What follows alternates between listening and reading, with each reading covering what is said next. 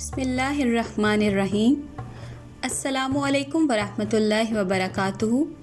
सीरतुन नबी सल्लल्लाहु अलैहि वसल्लम किस्त नंबर 5। आप सल्लल्लाहु अलैहि वसल्लम की पैदाइश इस वाक़े के कुछ ही दिन बाद हुई थी। वाक़या कुछ इस तरह है कि अबरा यमन का ईसाई हाकिम था।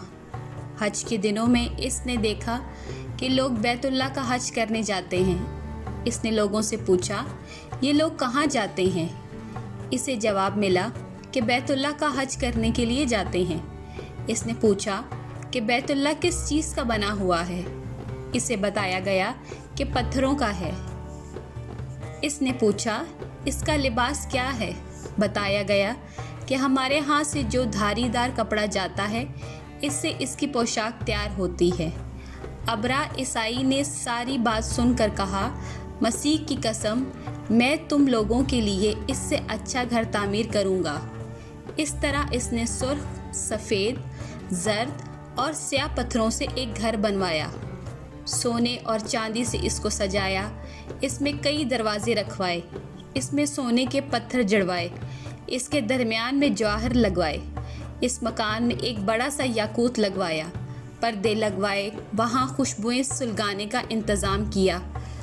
इसकी दीवारों पर इस कदर मुश्क मिला जाता था कि वो स्याह रंग की हो गईं। यहाँ तक कि जवाहर भी नज़र नहीं आते थे। फिर लोगों से कहा, अब तुम्हें बैतुल्लाह का हज करने के लिए मक्का जाने की ज़रूरत नहीं रही। मैंने यही तुम्हारे लिए बैतुल्लाह बनवा दिया है, लिहाजा अब तुम इसका तवाफ़ करो। इस तरह कुछ कबाइल कई साल तक इसका हज करते रहे। इसमें एतकाफ़ करते रहे। हज वाले मनासिक भी यही अदा करते रहे। अरब के एक शख्स नफ़ील खशमी से ये बात बर्दाश्त ना हो सकी। वो इस मसनूई खाना काबा के ख़िलाफ़ दिल ही दिल में कुढ़ता रहता। आखिर इसने दिल में ठान ली कि वो अबरा की इस इमारत को गंदा करके छोड़ेगा। फिर एक रात इसने चोरी छुपे बहुत सी गंदगी इसमें डाल दी। अबरा को मालूम हुआ तो सख्त गज़बनाक हुआ। कहने लगा, ये कार्रवाई किसी अरब ने अपने काबा के लिए की है। मैं इसे ढा दूंगा, इसका एक एक पत्थर तोड़ दूंगा। इसने शाम व हबशा को ये तफसीलात लिख दी। इसने दरख्वास्त की कि वो अपना हाथी भेज दें। इस हाथी का नाम महमूद था। ये इस कदर बड़ा था कि इतना बड़ा हाथी रुए ज़मीन पर देखने में नहीं आया था। जब हाथी इसके पास पहुंच गया तो अपने फ़ौज लेकर निकला और मक्का का रुख किया। ये लश्कर जब मक्का के क़ुर्ब जवार में पहुंचा तो अबरा ने फ़ौज को हुक्म दिया कि इन लोगों के जानवर लूट लिए जाएं। इसके हुक्म पर फ़ौजियों ने जानवर पकड़ लिए। इनमें अब्दुल मुत्तलिब के ऊँट भी थे। नफ़ील भी इस लश्कर में अबरा के साथ मौजूद था और ये अब्दुल मुत्तलिब का दोस्त था। अब्दुल मुत्तलिब इससे मिले, ऊँटों के सिलसिले में बात की। नफ़ील ने अबरा से कहा, कुरैश का सरदार अब्दुल मुत्तलिब मिलना चाहता है। ये शख्स तमाम अरब का सरदार है। शर्फ और बुजुर्गी इसे हासिल है। लोगों में इसका बहुत असर है। लोगों को अच्छे अच्छे घोड़े देता है, इन्हें अतियात देता है, खाना खिलाता है। ये गोया अब्दुल मुत्तलिब का तारुफ था। अबरा ने इन्हें मुलाकात के लिए बुला लिया। अबरा ने इनसे पूछा, बताइए आप क्या चाहते हैं? उन्होंने जवाब दिया, मैं चाहता हूँ मेरे ऊँट मुझे वापस मिल जाएं। इनकी बात सुनकर अबरा बहुत हैरान हुआ। इसने कहा, मुझे तो बताया गया था कि आप अरब के सरदार हैं, बहुत इज़्ज़त और बुजुर्गी के मालिक हैं, लेकिन लगता है मुझसे गलत बयानी की गई है, क्योंकि मेरा ख़याल था कि आप मुझसे बैतुल्लाह के बारे में बात करेंगे, जिसको मैं गिराने आया हूँ और जिसके साथ आप सबकी इज़्ज़त वाबस्ता है। लेकिन आपने तो सिरे से इसकी बात ही नहीं की और अपने ऊँटों का रोना लेकर बैठ गए। ये क्या बात हुई? इसकी बात सुनकर अब्दुल मुत्तलिब बोले, आप मेरे ऊँट मुझे वापस दे दें। बैतुल्लाह के साथ जो चाहें कर लें, इसलिए कि इस घर का एक परवरदिगार है, वो खुद ही इसकी हिफाजत करेगा।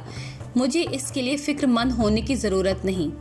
इनकी बात सुनकर अबरा ने हुक्म दिया, इनके ऊँट वापस दे दिए जाएं। जब इन्हें इनके ऊँट वापस मिल गए तो उन्होंने इनके सिमों पर चमड़े चढ़ा दिए और इन पर निशान लगा दिए। انہیں قربانی کے لیے وقف کر کے حرم میں چھوڑ دیا تاکہ پھر کوئی انہیں پکڑ لے تو حرم کا پروردگار اس پر غضبناک ہو۔ پھر عبد المطلب حرا پہاڑ پر چڑھ گئے۔ ان کے ساتھ ان کے کچھ دوست تھے۔ انہوں نے اللہ سے درخواست کی، اے اللہ، انسان اپنے سامان کی حفاظت کرتا ہے، تو اپنے سامان کی حفاظت کر۔ ادھر سے ابرہہ اپنا لشکر لے کر آگے بڑھا۔ وہ خود ہاتھی پر سوار لشکر کے درمیان موجود تھا۔ ایسے میں اس کے ہاتھی نے آگے بڑھنے سے انکار کر دیا۔ وہ زمین پر بیٹھ گیا۔ ہاتھی بانوں نے اسے اٹھانے کی کوشش کی لیکن وہ نہ اٹھا۔ انہوں نے اس کے سر پر ضربیں لگائیں، آنکھ چبھوئے مگر وہ کھڑا نہ ہوا۔ کچھ سوچ کر انہوں نے اس کا رخ یمن کی طرف کیا تو وہ فوراً اس طرف چلنے لگا۔ اس کا رخ پھر مکہ کی طرف کیا تو پھر رک گیا۔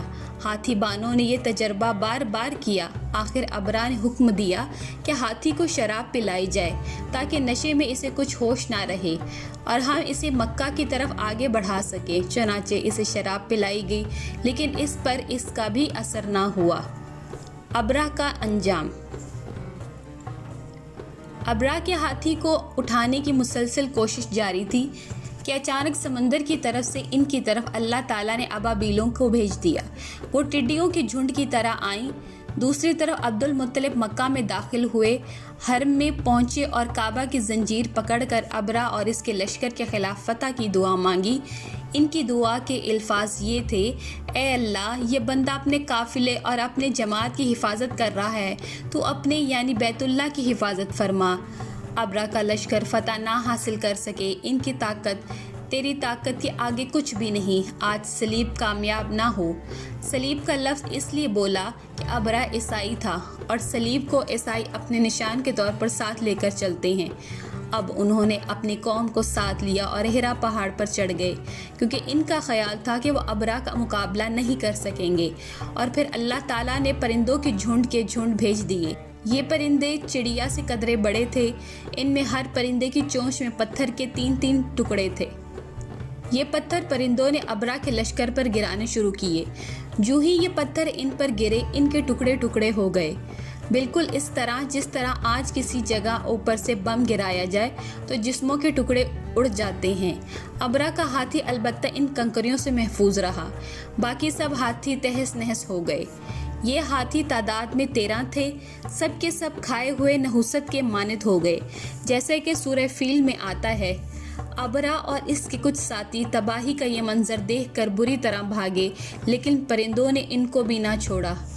ابرہہ کے بارے میں طبقات میں لکھا ہے کہ اس کا ایک ایک عضو الگ ہو کر گرتا چلا گیا، یعنی وہ بھاگ رہا تھا اور اس کے جسم کا ایک ایک حصہ الگ ہو کر گر رہا تھا۔ دوسری طرف عبد المطلب اس انتظار میں تھے کہ کب حملہ ہوتا ہے، لیکن حملہ آور جب مکہ میں داخل نہ ہوئے تو حالات معلوم کرنے کے لیے نیچے اترے۔ مکہ سے باہر نکلے تو تب انہوں نے دیکھا سارا لشکر تباہ ہو چکا ہے، خوب مال غنیمت ان کے ہاتھ لگا، بے شمار سامان ہاتھ آیا، مال میں سونا چاندی بھی بے تحاشا تھا۔ لشکر میں کچھ ایسے لوگ بھی تھے جو واپس نہیں بھاگے تھے، یہ مکہ میں رہ گئے تھے۔ ان میں ابرہہ کے ہاتھی کا مہاوت بھی تھا جو محمود کو آگے لانے میں ناکام رہا تھا۔ ہمارے نبی حضرت محمد صلی اللہ علیہ وآلہ وسلم اس واقعے کے چند دن بعد پیدا ہوئے۔ آپ جس مکان میں پیدا ہوئے وہ صفا پہاڑی کے قریب تھا۔ حضرت قعب احبار رضی اللہ تعالی عنہ روایت کرتے ہیں کہ میں نے تورات میں پڑھا تھا کہ رسول اللہ صلی اللہ علیہ وآلہ وسلم کی پیدائش مکہ مکرمہ میں ہوگی۔ یہ قعب پہلے یہودی تھے، اس لیے تورات پڑھا کرتے تھے۔ دنیا میں آتے ہی حضور صلی اللہ علیہ وآلہ وسلم روئے۔ حضرت عبد الرحمن بن عوف رضی اللہ تعالی عنہ کی والدہ کہتی ہیں کہ جب حضرت آمنہ کے ہاں ولادت ہوئی تو میں وہاں موجود تھی۔ آپ صلی اللہ علیہ وآلہ وسلم میرے ہاتھوں میں آئے۔ یہ غالباً دائیاں تھیں، ان کا نام شفا تھا۔ فرماتی ہیں جب آپ میرے ہاتھ میں آئے تو روئے۔ آپ کے دادا عبد المطلب کو آپ کی ولادت کی اطلاع دی گئی۔ وہ اس وقت خانہ کعبہ کا طواف کر رہے تھے۔ اطلاع ملنے پر گھر آئے، بچے کو گود میں لیا۔ اس وقت آپ کی والدہ نے ان سے کہا، یہ بچہ عجیب ہے، سجدے کی حالت میں پیدا ہوا ہے، یعنی پیدا ہوتے ہی اس نے سب سے پہلے سجدہ کیا، پھر سجدے سے سر اٹھا کر انگلی آسمان کی طرف اٹھائی۔ عبد المطلب نے آپ کو دیکھا، اس کے بعد آپ کو کعبہ میں لے آئے، آپ کو گود میں لے رہے اور طواف کرتے رہے، پھر واپس لا کر حضرت آمنہ کو دیا۔